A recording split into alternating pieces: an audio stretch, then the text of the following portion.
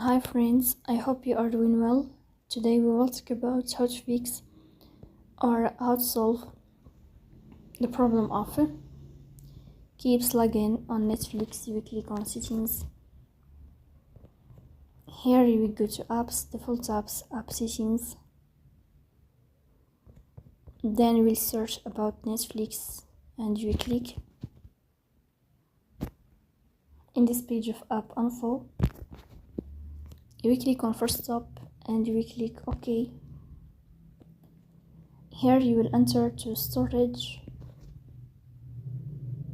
Then we click on clear cache. Here we'll turn off your Wi-Fi and we'll turn on your Wi-Fi again to fix that problem. So please don't forget to support us by like and subscribe. See you next time and thank you for watching.